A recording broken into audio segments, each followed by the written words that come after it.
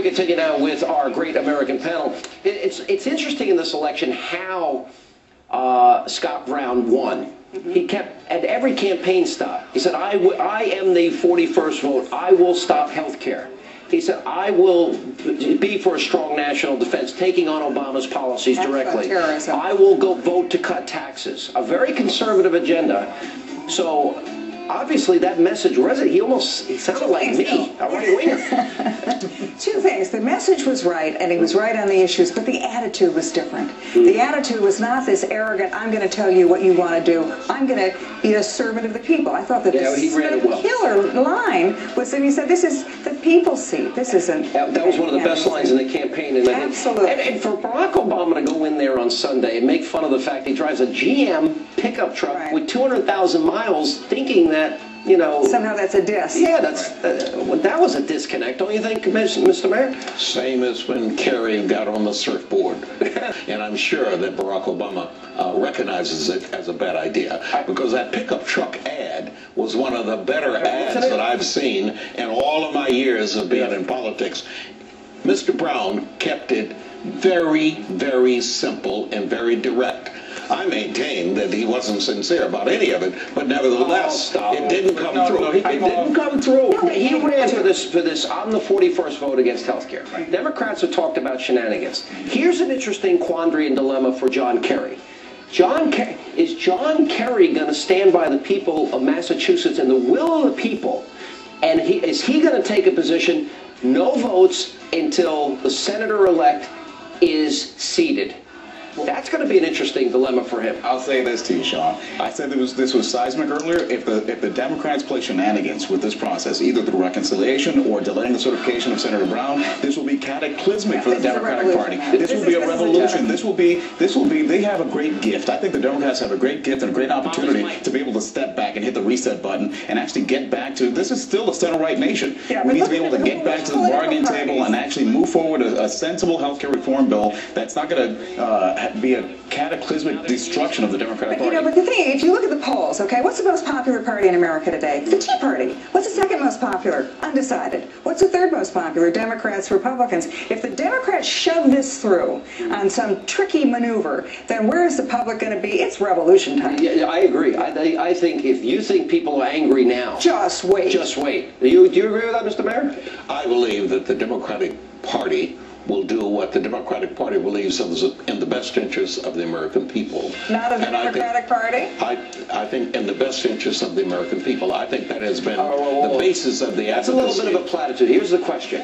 If they try to sneak in the bill through reconciliation, if they try to pass this bill and not seat Brown, what will be the reaction of the American people? I think it will be outrage and anger and indignation like we have not seen in decades. Anytime the voters have spoken about a candidate, you must obey what the voters said about that candidate. So they need to see the voters in my state on some issues will have the opportunity through the initiative of the referendum process to speak. Ladies and you obey that. But you don't obey Sean Hannity's interpretation of what the voters have said in Massachusetts. There will be protests in the streets. Is every other Democrat, Blanche Lincoln, Evan Bayh, Ben Nelson, Joe Lieberman, is every other Democrat and every House Democrat now afraid for their... They're endangered species. The Congress is made up of 535 individuals looking out for their own political careers. They will not walk the plank for President Obama after he's lost in Virginia, lost in New Jersey, lost in Massachusetts. The writing is on the wall. They will need to listen to the American people from here on in. All right, you wanted to make a point back to if they try shenanigans. If they try shenanigans, the American people will protest in the streets. This is not the right thing to do. This is the wrong thing to do at the worst possible time. We need to get both Democrats, Republicans, and Independents working together for the best interest of the American people. These shenanigans, these programs that the Democrats have been pushing down the throats of the American people, enough is enough, and people have spoken. People have spoken. Wait, Democrats have not been engaged in shenanigans. Democrats have a different view. They're bribing voters. They're bribing They're not bribing. That's a bad word, and you know it's a bad word. They're not bribing. That's a crime. You can't bribe people. Look, listen, let me tell you Well, something. well, As a politician who regularly put the packages together, there's always some quid pro quo relationships and interests. That is not bribe. Millions of dollars. Let me go through They are this. convincing Hang on a people second. to vote for it based on their best interest. Wait a minute. Do you really support the idea that Mary Landrieu, who was on the fence, gets this, what, $300 million Louisiana purchase? Same with Ben Nelson, the Cornhusker kickback. Unions that supported Obama, they don't pay taxes on the Cadillac plan. They get an exemption. The rest of us, we pay taxes. You don't see anything inherently corrupt on this? No, not corrupt.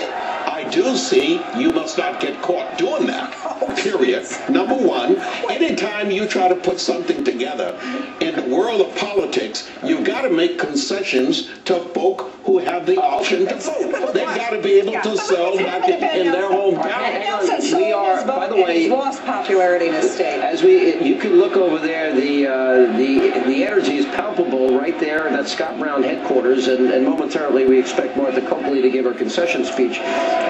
Mr. Mayor, you're making me laugh. I've known you a lot of years, and I've had a lot of fun debates with you. But if you don't see that that union members get a kickback because they supported Obama, and the rest of America doesn't have to pay that tax as being unethical, First and foremost, I don't agree with the tax, period. I don't think any American ought to be burdened with a special tax for the purpose of the health care. What happened I understand here? that. It's special treatment under the law. And I am not sure, Sean, that the decision was made based upon the support that Obama previously received. I think there have been dialogue by a group of intelligent people led by Harry Reid and others, crafting together the piece of legislation that moved out of the Senate. Do you really believe what you're saying? Here's what it comes Yes, down I to. do. I think it's been crafted, and I don't think that they You don't would think get... these are bribes? You don't think No, these are they're not paybacks? bribes. But look, what it comes down to, Mr. Mayor, is this. When you've got 10% of the American people unemployed right now, and really 17% when you count people who have given up, and you see And Washington 50% focused... of African American youth, male youth. And they see Washington focused on things like cap and trade, and this health care reform bill that's got trillions of dollars worth of new spending, billions of dollars worth of new taxes, cuts in Medicare. This is not what the American people wanted when they talked about change when they elected Barack Obama. This has been a bad All right, guys, I do have a little bit of breaking news here. Harry Reid has apparently just spoken on the election, and he said, in fact, that Scott Brown will be seated when the proper paperwork is received. Now, what does that mean? So what does that mean? Now, Well, that's very simple. Every time there is an election in any state, the election officer in that state has to certify that the votes have been counted. Right. They affix their signature to a document, and it's shipped off to the party that it has a responsibility to see. But wait a minute. I did that. I had the responsibility to do that. But we have legal precedents, we have the Constitution, and we have Senate rules, and right now, the interim Senator Kirk is not the elected senator of the state of Massachusetts. And so I would think that John Kerry ought to lead the way and stand up for the will of the people of Massachusetts and say no more votes, be it on health care or any other issue, until he's seated. He is an American citizen. This election is overwhelming. It's not in contention. It's been conceded. Well, so first, Sean, you cannot stop the function of government awaiting... Nobody's talking about that. Anytime you say no more votes on anything until some person who's been elected in a given district gets seated... There was a special election in Massachusetts when Mississauga took over that That's Congress right, seat. one day. One day. And they can do it in one day. All you have to do is follow the process, period. But you cannot stop government. Mayor, you said something that really shocks me, and that you said, well, it's quid pro quo. I mean, that sounds like legalized bribery. All right, No, it isn't legalized.